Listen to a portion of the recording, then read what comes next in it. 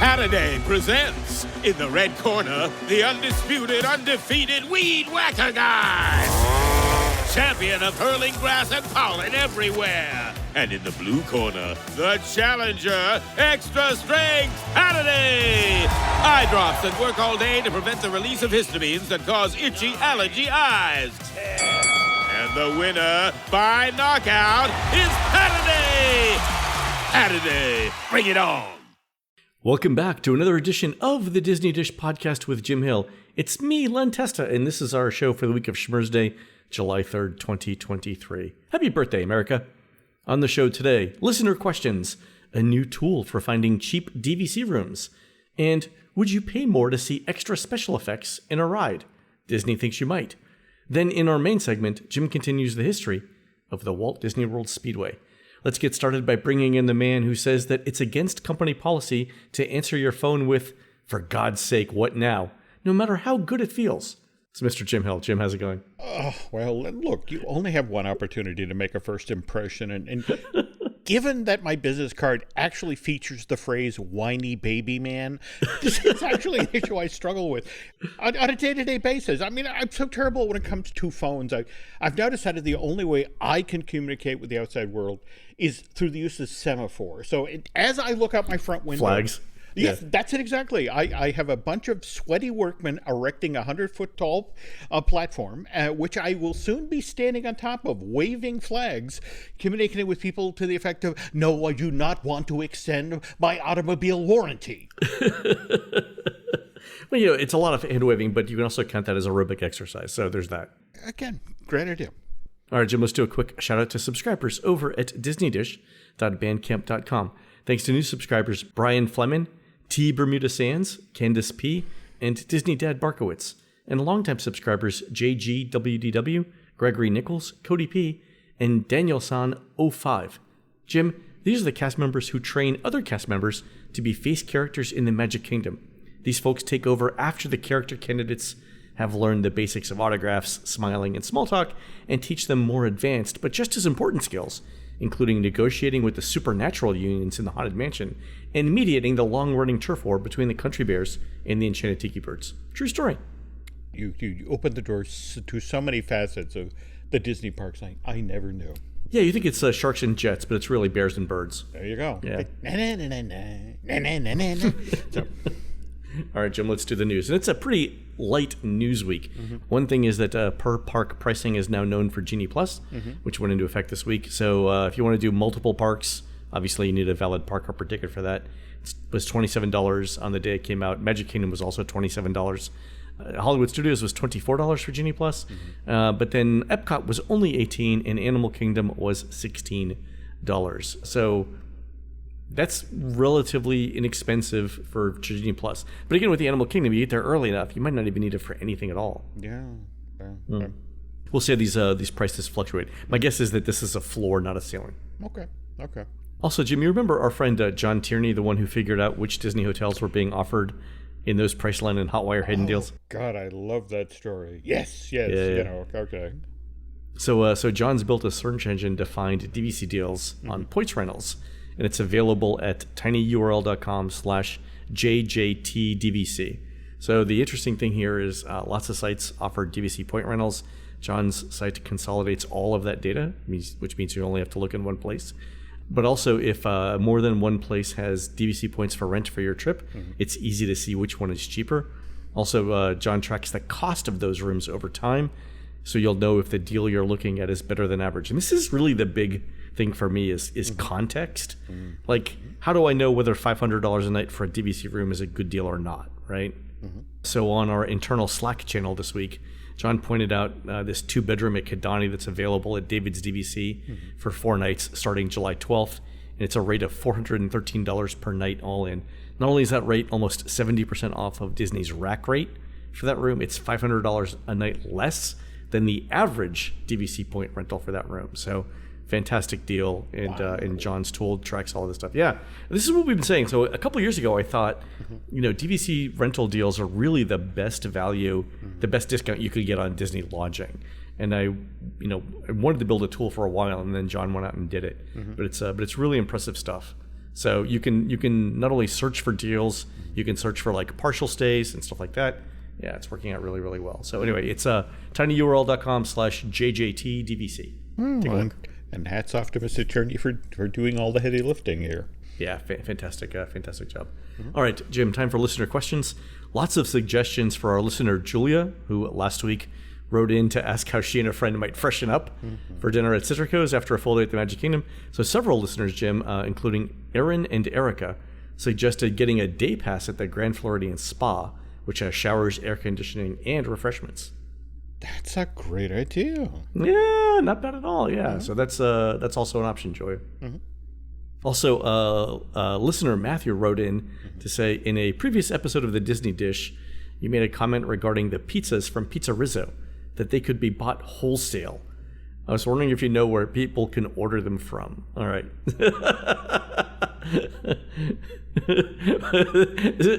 It was an odd question, Jim, but I'm including it. All right. Matthew. Okay. Yeah, Pizza Rizzo Pizza, I did not think was going to be that in demand, but okay. I saw them at Cast Connection, Matthew, where you can buy a box of them, 30 pizzas for $30, which I'm not a huge fan of Pizza Rizzo Pizza, but I am a fan of $1 pizza. So, Ted, walk in the door, you're hungry, open the freezer. 20 minutes later, you're eating. So, I mean, that's cheaper than a slice of pizza. If we're walking around New York, yes. So, Matthew, my suggestion is make friends with a cast member and see if you can get an invite into Cast Connection, because that's where they're at. That sounds like a plan. All right. From Mark, who says, we just got back from a trip at Walt Disney World, and we discovered as we were working our way through the parks that when a ride had downtime or was experiencing issues of any kind, it basically grind the standby lines to a halt and focus on getting the lightning lane people through the ride. For example, when we got in line at Avatar Flight of Passage, the posted wait time was 60 minutes, and the line made steady progress for about half an hour and then practically ground to a halt. I'm not sure exactly what they were doing, but it felt like they were taking one family at a time from the standby line. After that, our wait time ended up being 120 minutes. Ooh. Later, they made an announcement that the ride was experiencing issues, but not until we'd already been standing there for a while. We had similar issues at other attractions, including Tower of Terror. So my question is, do you have any idea what the ratio of standby versus lightning lane guests Disney uses when the ride is experiencing issues? Yeah, so Mark, the ratio can be up to 99-1, which means that in emergencies, Disney would take 99 guests from the lightning lane line for every one guest from the standby line. And I know that sounds terrible. It sounds a lot worse than the 4-to-1 ratio that Disney normally uses. But remember, that 4-to-1 ratio is actually 80-20. So 80-20 and 99-1 is not actually that much different. But still, yeah, it's a lot. And the reason why Mark's email hit home is because this week we had 4 people doing touring plan testing in Hollywood Studios, and there was so much downtime on the day that they tried it that it affected every single person. And we ended up not being able to do apples-to-apples comparison of the plans, which was the entire point, because there was so much downtime. So remember, like when we're testing stuff at the studios, we already tell people they should buy an individual lightning lane for Rise of the Resistance because it's down for 2 hours a day on average. So we'd already taken Rise of the Resistance out of the plans because of its unreliability. But then we sent somebody over to test the idea that maybe you should visit Rock and Roller Coaster first, right? But Rock and Roller Coaster didn't open with the rest of the park. And because that one person was at the front of the rope drop line for that when they announced it, they had to walk somewhere else. And now they're at the back of the line, which is now not an apples-to-apples comparison, right? So that stuff like that just drives me crazy. But the other thing was this, like going back to downtime, Millennium Falcon had a horrible time all day. At one point at 9:15, the posted wait was 30 minutes, but they had downtime, and the actual wait was 51 for our people. Okay. Later on, there was a posted 40-minute wait, but the actual wait was not 40 minutes; it was 83. Ooh. And then they figured it out; they got on track. So later on, there was a posted 100-minute wait. Actual wait was 87, and then a 75-minute wait with an actual wait of 85. But Jim, here's my thing, right? If you're a guest and you get in line for one line that says posted 40-minute wait and you wait 83. And then you get in line for another ride. In this case, let's use Red Carpet Dreams. Okay. Red Carpet Dreams at 2 o'clock had a posted wait of 30 minutes and the actual wait was 4. Okay. Okay. So posted weight of 40, weight 83. Posted weight of 30, weight 4. How do you make decisions based on posted wait times if you're a guest when that happens to you? Like, what do you believe? It's like these are all works of fiction. I mean, how can you make decisions with this sort of bad info where the swings are this wide? Yeah, and this is the thing. Like, I get that, it must be hard to keep attraction posted wait times accurate. But if you're Disney, and this is the experience that guests have, what do you give them for advice on how to plan their day? Like, what do you tell them? Like, what's the advice there? I don't know. It's got to get better though. I mean, this is really not great. I guess the thing that fascinates me is Disney has its finger on the pulse, strongly enough that it can finesse Genie prices like they're, we're down to the individual dollar at this point, right? I mean, it's 16, not 17. It's like, going to a seafood restaurant and it's like, well, you're paying the market value for whatever the lobster is going for today. And that they can stay on top of. That they can finesse on virtually a daily basis. Where something like this, this is now a year's long problem that this data is just not correct. And near as I can tell, there's been no movement at all to correct this. Yeah, I mean, Millennium Falcon used to be one of the most accurate attractions when it came to posted wait times. This is just, this is rough. Yeah, but I mean, the number of people that I have working on this particular problem right now, it's more than a dozen people working on trying to figure out where the wait times are wrong and by how much, because you can't plan. Okay. Like, what do you do? What interestingly, one of the workarounds that we have for the Magic Kingdom, I won't get into it right now, but it's a 3-step. It's like every chess game has a standard opening. We have a standard opening for the Magic Kingdom now with one step that no one will actually guess, and I'll talk about it on a future show. Oh, can't wait. I would if I tell you to do this, you'd be like, no, that can't be right. But it's right, and the reason is amazing. Anyway, does it involve the phrase "Mother, may I"? It doesn't, but it involves an attraction. It involves visiting an attraction during early theme park entry that you would not consider normally visiting during early theme park entry. We'll talk about it once we get it tested. Okay. All right, Jim. We haven't done patents in a while, but I've been saving them for just the right time. Okay. So Disney's actually got a patent application in. Yeah, did it back in February, but I just noticed it this week. And it's called Systems and Methods to Adjust In-Vehicle Content Based on Digital Assets. All right. So the idea is that you would buy a digital something. I think Disney originally referenced NFTs here, but I think that idea is dead. Yeah. But imagine that you could buy something digital, and then based on what you buy, your in-ride experience would change. So I'll read you part of the patent. In some implementations, adjusting the on-ride content might include adding one or more of the content, removing one or more things, or substituting current things. For example, it might include music playing and adjusting the light projections, or adjusting the images in a given ride attraction might be substituted for a second image. And this got me thinking, Jim, it's like if you really want to see A-mode Kylo Ren running at Rise of the Resistance, would you pay an extra $5 for it? Oh. Because it's going to be possible, right? Remember when Magic Bands first entered the parks and we got access to that deck that laid out everything they were thinking of doing? Yep. Yeah. Still have it. Yeah. Yeah. I mean, the whole notion of how you at home prior to your vacation could literally build your own small world doll. And then when you got on the ride, I guess the idea that there were going to be flat panel screens at some point in the ride. And, and as you passed, your small world doll would suddenly appear and start dancing for you. I think those still work at Small World and Expedition Everest. Really?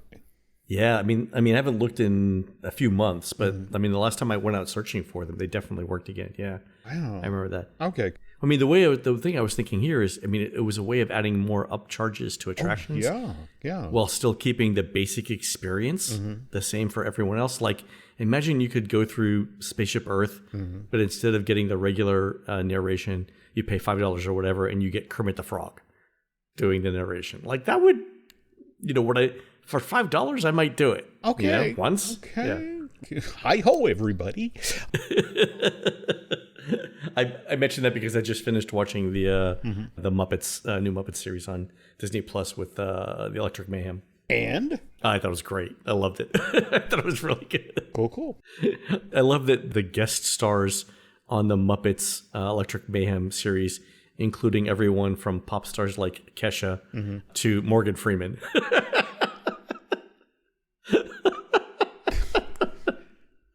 That just tells you the appeal. But at the same time, it makes me a little crazy that you can get people like that to turn out when it's the Muppets. And Disney's been sort of treating them like, well, that's nice. Okay, back in the box for 3 years, and then we'll figure out what to do with it. Yeah, I mean, I think the one episode had like Paula Abdul and Morgan Freeman on, which is like the A to Z of Hollywood entertainment, right? Anyway, great show if you haven't seen it. And I think all the episodes are like 30 minutes or less. Yep. So you can binge watch it all in one night, 10 episodes. All right, folks, we're going to take a quick commercial break. When we come back, Jim will let the cougar loose and finish up the story of the Walt Disney World Speedway. We'll be right back. Today's episode is brought to you by BetterHelp.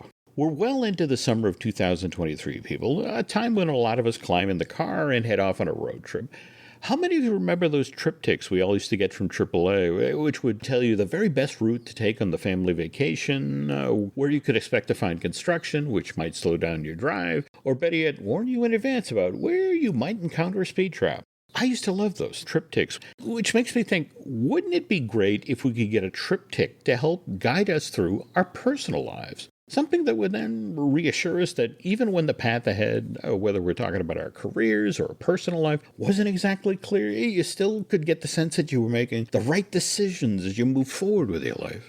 Well, there may not be a triptych out there to help you when it comes to life's tough choices, but there is therapy, which can then help you move forward with confidence and excitement. And if that's something that you've been thinking about, giving therapy a try, well, maybe you should check out BetterHelp. BetterHelp is entirely online, and it's designed to be convenient, flexible, and suited to your schedule. To get started, all you need to do is fill out a brief questionnaire. You'll then be matched with a licensed therapist. You can then switch therapists at any time for no additional charge. Look, regular listeners to this podcast know that right after I got divorced back in the mid-90s, and my ex then took our daughter Alice 6,000 miles away, all the way back to her parents' home in Hawaii, I got in a very dark place. I recognized that I needed some professional help, and because I decided to talk with something about what I was going through back then, I eventually found my way out of that very dark place. And if you're looking to make a similar sort of transition in your life, well, let therapy be your map with BetterHelp. Visit betterhelp.com/DisneyDish today to get 10% off your first month. That's BetterHelp, HELP.com/DisneyDish. We thank them for sponsoring today's show. Quick question. How many things do you subscribe to? Nancy and I were just trying to figure this out the other day when we were in the car, and as we started listing things, Amazon and Disney Plus and D23 and Paramount Plus and HBO Max, which now is just Max, plus the place that Nancy gets her acid-free coffee from every month and the outfit that provides the music for her water aerobics class. Long story short, we were north of 15 different subscriptions in under a minute. And those were just the ones that Nancy and I could think of off the top of our heads. And here's the thing. I know we all think that, well, that subscription streaming service is only $9.99 a month and the other one's $15, so that can't really be all that much money going out on a monthly basis, right? Wrong. Research shows that most Americans are spending close to $200 a month on subscriptions. And if you don't know for sure what your monthly outgo is for subscriptions, well, maybe now it's time you tried Rocket Money. Rocket Money is the personal finance app that helps you find and then cancel unwanted subscriptions, monitors your spending, and helps you lower your bills all in one place.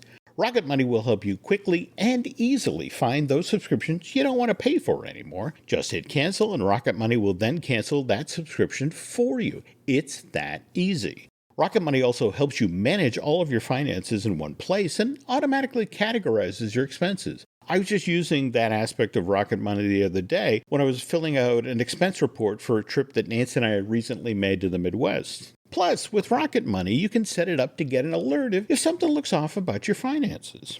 Look, over 3 million people have used Rocket Money, saving the average person up to $720 a year. So stop throwing your money away. Cancel unwanted subscriptions and manage your expenses the easy way by going to rocketmoney.com/DisneyDish. That's rocketmoney.com/DisneyDish. One more time for the folks out in the side yard who are playing cornhole. rocketmoney.com/DisneyDish. We thank them for sponsoring today's show.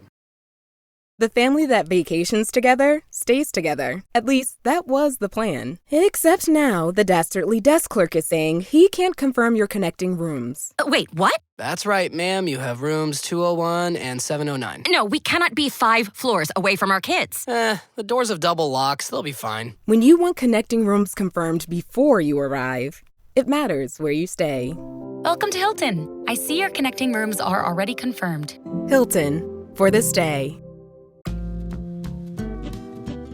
All right, Jim, at the end of last week's show, you mentioned that the very first race at the Walt Disney World Speedway was on January 27th, 1996, and listener Daniel Owens, who goes by the name NASCARManRR on Twitter, not only sent in video from that race, including an interview with Roy Disney, but also noted that driver Buzz Calkins held off Tony Stewart for the win, and it was the only Indy Racing League win of Buzz Calkins' career. Yeah.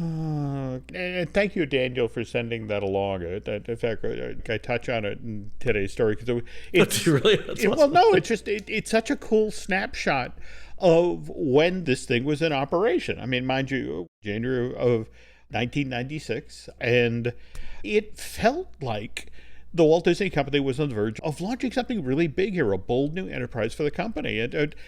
This is literally when the wheels are coming off of the Walt Disney World Speedway. Nice metaphor, nice, good analogy. Okay, but okay. So what goes wrong? A couple of things, actually. I mean, you recall on last week's show we talked about how the Speedway only cost Disney $6 million to install, and one of the biggest cost savings in this project was because the company it was effectively building this racetrack on top of a seldom used part of the Magic Kingdom parking lot. They didn't have to do the usual site prep, clear trees, grade the land, watch out for sinkholes. I mean, this is Central Florida after all. But that work had already been done back in late 69, early 1970s when the 125-acre parking lot for the Magic Kingdom was being built. So all the company had to do to create this racetrack was step into the space and build it on top of that. Build it quickly they did, Len. Ground was broken June 27, 1995, and the last bit of asphalt was put into place October 18th of that same year. The entire thing, 12 weeks, Len. Wow. But the Walt Disney World Speedway wasn't really finished. When Disney reached out to Indy racers and invited them to come on down to Orlando and participate in the very first Indy 200 race, these racers were enthusiastic. I mean, they loved the idea. They competed to that competition's top prize, by the way, that was $125,000. So the same price that Disney's charging now for one person on an around the world ABD? Well, there you go. But you don't get the air freshener that you can dangle from your rearview mirror. That's true. Yeah. Okay. And the other thing about these racers could bring their families and they could enjoy the resort while the drivers on the Speedway practicing. So the racers then turned to Disney and said, cool, I'm going to let my pit crew know. Out of the race, can we get access to your on-site garages? We're going to need to stash all of our gear. And, and this is where Disney, about that. We haven't actually built any on-site garages at the Speedway, not yet anyway. That part of the project, Len, Walt Disney World officials had pushed off to year 2. You know how Disney will open an attraction and then the shade structure for the queue won't show up for 2 or 3 years. This is kind of that same thinking. And what they told the racers is like, look, what's going to happen is you guys will come down and you'll set up your stuff outside along the track. And that's not going to be a problem. In Florida. Right. In unair conditioned Okay, yeah, sure. I mean, How often does it rain in Central Florida? as long as it doesn't rain, Jim. As long as it doesn't rain, we'll be fine. All right. So now factor that in, and in order to actually qualify for this race, the drivers and their pit crews had to travel down to Orlando right after the holidays. And given that the month of January had previously traditionally been downtime for all IndyCar drivers, the idea that they now had to leave their families right after New Year's and then haul all their crud down to Lake Buena Vista and then set it up right there out in the open trackside. So out in the elements, no rain cover, no shade, no air conditioning. And this was just to qualify, Len? Not actually. Yeah, not a great first experience, right? Not a great first impression. And the same could be said for the folks who attended the very first race at this new facility. In fact, I'd love to get Daniel's memories of attending this because it was the first at Disney World. 50,742 people actually bought tickets to the inaugural running of the Indy 200 at Walt Disney World, which I want to point out is a tenth of the 500,000 people who typically attend a running of the Indianapolis 500. But hey, you got to start somewhere. But when these people got to the Walt Disney World Speedway, they didn't find the sort of permanent grandstand that they'd encounter if they went to an Indy race in Indiana. And what they found waiting for them was a temporary set of bleachers that had been set up trackside. And again, this is Disney being financially prudent in year one of the Speedway. So in much the same way as they put off building the pit crew area, it's like, well, look, we'll build a permanent grandstand in Florida eventually, something where people can sit in the shade and the comfortable seats and refreshment stands and restrooms nearby. But that's right. You know, I've been to the Speedway. I don't remember the restrooms. Yeah. Were there even Yeah, there's a reason why I don't remember them. The first word is Porta, Caroline. Porta, all right, okay. All right. Okay. But again, Disney corporate thinking is like, look, let's see how many people are actually going to show up to this thing before we commit to building permanent grandstand. Also, at the same time, we're having the inaugural running of this race. Walt Disney World still has to operate as a destination resort. It's a place where families go for once-in-a-lifetime vacations. There's a theme park, right nearby that has to operate, not to mention on the heels of last week's show. We talked about the early history of Walt Disney World. Our buddy BioReconstruct reached out to share what he remembered about what went on at the Magic Kingdom on January 27th, the day of the very first Indy 200 race at Walt Disney World. And the way Bio remembers it, the race was very disruptive to Magic Kingdom attendance. First season, there's nowhere for Magic Kingdom day guests to park, and because 50,000 people are now showing up for the race. Yeah.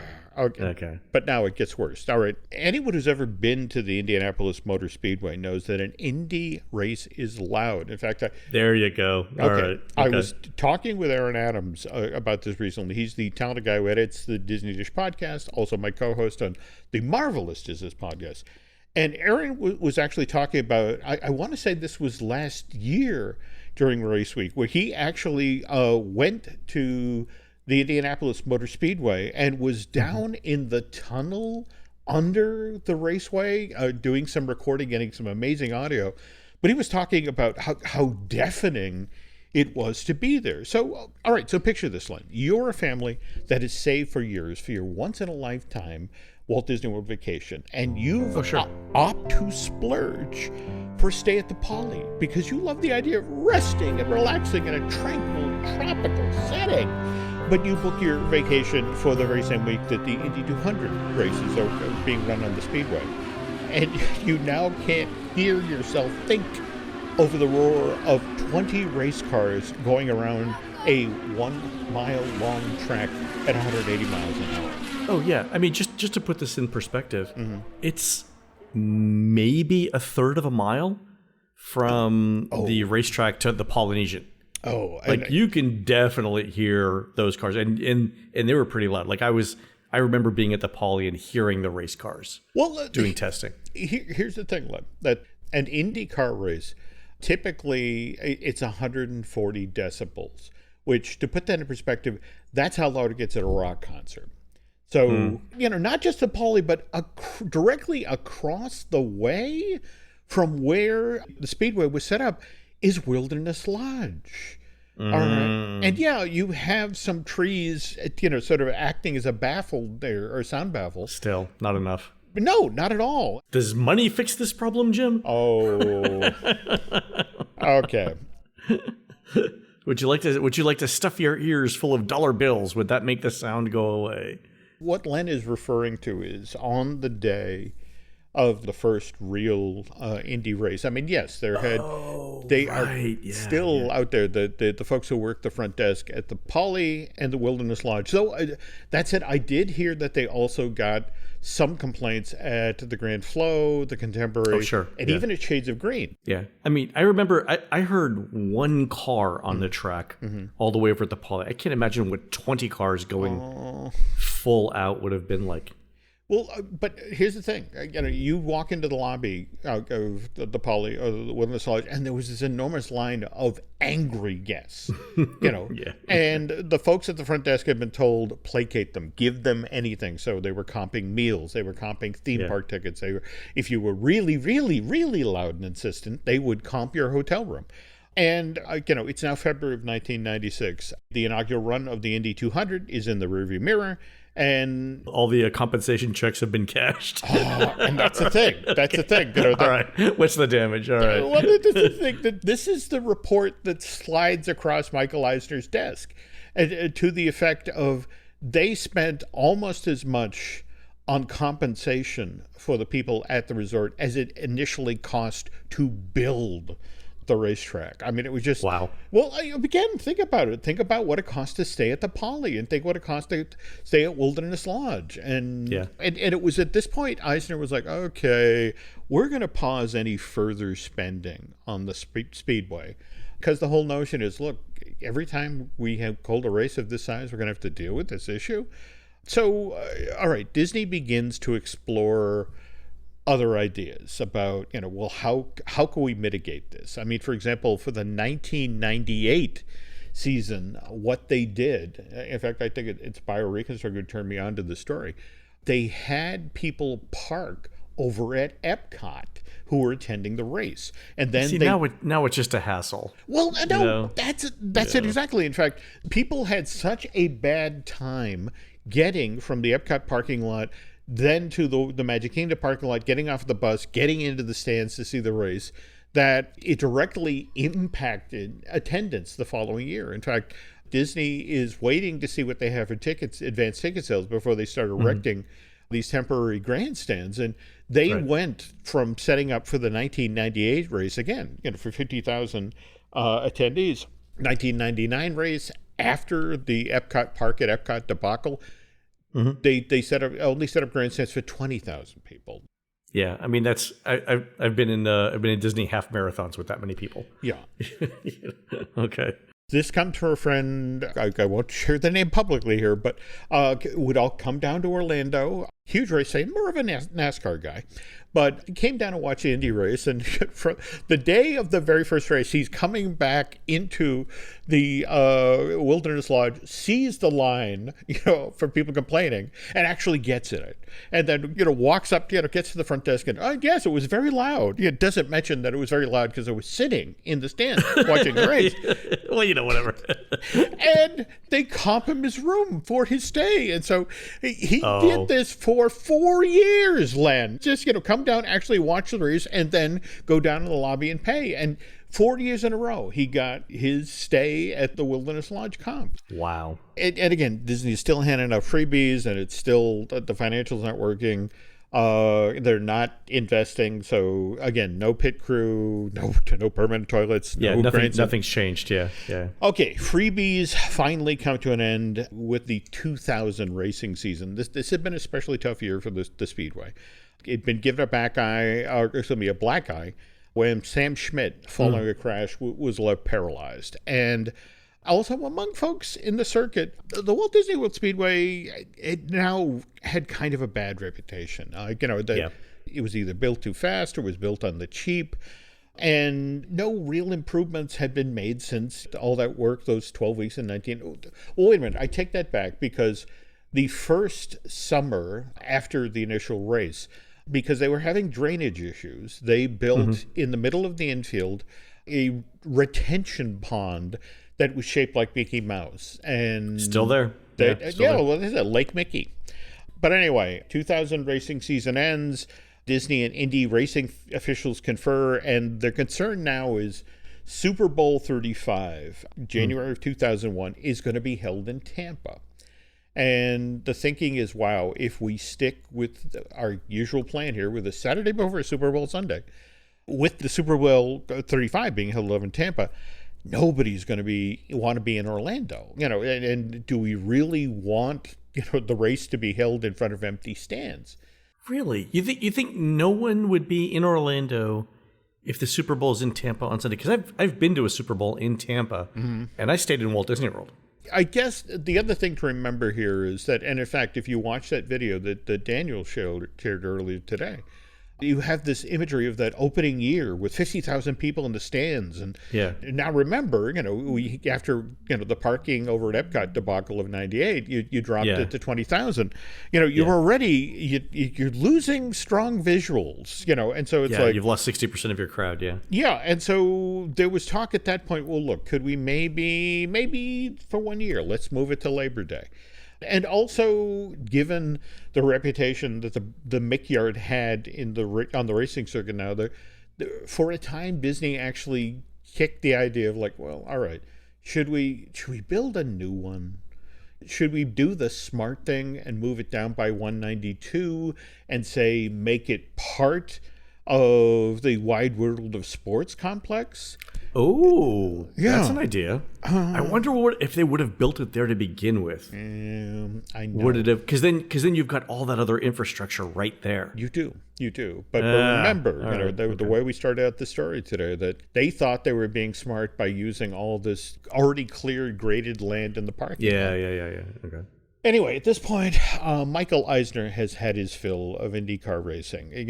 What he decides to do is to pull the plug on the actual Indy 200 race in Orlando, and largely let the Walt Disney World Speedway become a place where guests with deep pockets can then go try their hands at driving high-performance vehicles by signing up for spending a couple hours at the Richard Petty driving experience. And that actually opened on site there, Len, in February of 97. And to a large extent, that kept the lights on at the Speedway after the company walked away from the racing business in late 2000. But when guests' interest in driving fast cars began to dwindle down to only a handful of people each day, handwriting on the wall. March 27, 2015, Disney announces the Walt Disney World Speedway would be closing on August 9th of that same year, so the track could be raised. And the language they use, Len, is transportation improvements can be made to the immediate area. So these are the flyover ramps you and I were talking about on the last show. And they're nice flyover ramps. They are. Anyway, June 1st, 2015, Richard Petty Driving Experience closes its doors, packs up. Demolition of the racetrack begins in late August of that same year, and by the fall of 2015, the Walt Disney World Speedway is no more. So you're saying if we go on Google Earth now, we can still see Lake Mickey? Yeah, still there. Yeah. Wow, I did not know that. But anyway, to bring things full circle here to what Len was mentioning at the top of the show here again, Daniel Owen, who goes by again the handle NASCARman_RR, that's his Twitter handle, folks. I mean, he was nice enough to share this video of ABC's coverage of the inaugural race at the Walt Disney World Speedway, and if you watch it, I mean, it's only a couple of minutes, but you can see racing legend Bobby Unser, and you get to see Walt's nephew, Roy E. Disney, is there. The then vice chairman of the company, there to kick things off, and it's a nice time capsule of what the Speedway was like at the very beginning. Wow. So that's the story of the Speedway, which I think you're on to something, though. I bet if they had built it down by 192, by the sports complex, it would have had more of a chance. If you think about the parking that's already set up there, the ramps off the highway, that sort of thing, that could have worked. When I did it, it was in the early 2000s. And if I recall correctly, there was a driver there, and I want to say it was like an actual Indy driver there. It happened to be there that day. And if I recall correctly, it was Emerson Fittipaldi was actually there. Oh, like, no, and, really? Yeah, it was with like he gave us the safety briefing.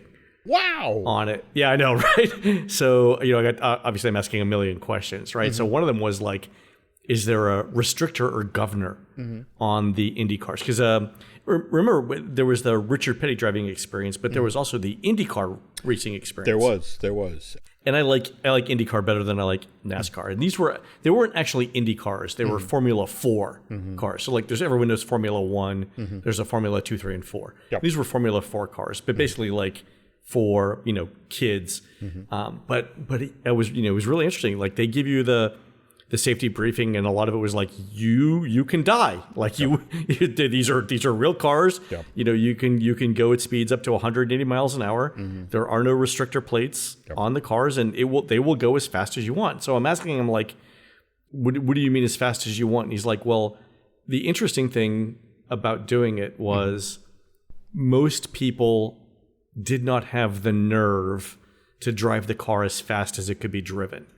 So what Fittipaldi said, and I think he was like one other person with me in the entire thing. Again, it was not well attended. But Fittipaldi was like, look, you will lose your nerve way before the car will lose its grip on the track. Like you were not brave enough to push this car to its limits. He's like, I can show you what it's like if you want, right? Because Emerson was actually ahead of us. He was Emerson was when you got on the track, Fittipaldi was there was a driver in front of you that was basically like your lap car. You couldn't pass the lap car. Okay, like that gets you kicked off. Right. I remember that. Get you kicked off immediately. Okay. So like Fittipaldi was like, I will go as fast as you want. You do not have the courage to go as fast as the car will let you. Right. And that was he's like, most people keep it to 135, 140. But if you want to go 180, I will go 180 as long as you want. He's like, I have complete faith in the car. I have complete faith in the track. You, as a beginning driver, will chicken out way before that. It was like, I have my college roommate, Andy, once told me that like, if you ever get into a batter's box with a major league pitcher, you will drop to your knees to try and preserve your life the first time you see a big league curveball. And it was the exact Emerson Fittipaldi was saying the same thing about cars. Like you don't have the skill. Yeah. And that's the thing, right? Professional athletes have another gear. Absolutely. I get it. There's just something when you make that step up to the big league. I mean, and literally that's why they call it the big leagues, where you're suddenly playing or driving at a level that the rest of us can't even dream of. The other cool thing was getting into the asbestos flame retardant suit. I gotta say that was super cool too. that was kind of awesome. Not gonna lie. Wow. So anyway, yeah, but it was fun. I would totally do it again. I would totally do it again. Yeah. Just for me, it's fascinating that it stood there as long as it did. Yeah. And again, the company entered into it with such hopes. they really did hope that they were creating. But it wasn't a major expense. I mean, it was a gamble, but not like buying Fox for $71 billion. That's a whole nother gamble. Whole other show. Okay. So. All right, folks, that's going to do it for the show today. You can help support us and Jim Hill Media by subscribing over at disneydish.bandcamp.com, where you'll find exclusive shows never before heard on iTunes. We just did an interview with former Imagineer Jonathan Ackley, who designed the in-park games, including Kim Possible World Showcase Adventure and Sorcerers of the Magic Kingdom. So go look for that soon. Also, we have an email for tech support at Bandcamp. That is support@bandcamp.com. On next week's show, it's the anniversary of Toy Story Midway Mania at Tokyo Disney Sea, and Jim tells us how Disney has adapted this ride to fit in at 3 different theme parks. You can find more of Jim at jimhillmedia.com and more of me, Len, at touringplans.com. We're produced fabulously by Aaron Adams, who'll be singing his new duet, This Grass Was Made for Playin', with the Electric Mayhem as part of Porch Fest at Roscoe Village on Sunday, August 20th, 2023, starting at the Roscoe Village Chamber of Commerce in beautiful downtown Chicago, Illinois. While Aaron's doing that, please go into iTunes and rate our show and tell us what you'd like to hear next. For Jim, this is Len. We'll see you on the next show.